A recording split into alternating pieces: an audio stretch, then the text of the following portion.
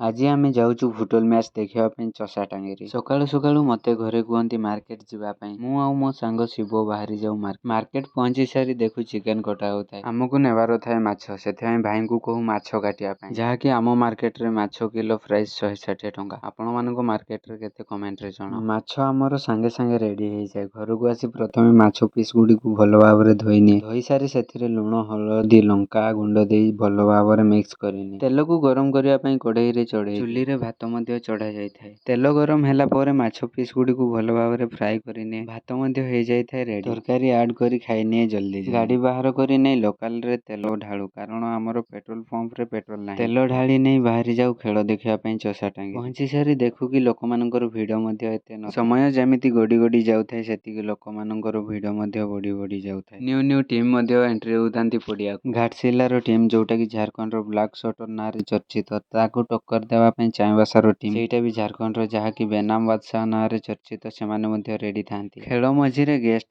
ଲୋକମାନଙ୍କୁ ବୋରିଂ କରିଦେଉଥାଏ। ଆମେ 3 ଜଣ ଖେଳ ଦେଖି ଦେଖି ଖୁବ୍ ମଜା ମଧ୍ୟ ନେଉଥାଉ। ଶେଷରେ ବ୍ଲାକ ସଟର ହିଁ ଫାଇନାଲ ନେଇଯାଏ। ଆମେ ମଧ୍ୟ ବାହାରି ଯାଉ ଘରକୁ। ପୁଣି ଦେଖା ହେବା ଆଉ ଏକ ନୂଆ ବ୍ଲଗରେ। ସେଥିପାଇଁ ଆପଣମାନେ ସବସ୍କ୍ରାଇବ କରିନିଅନ୍ତୁ। Bye bye.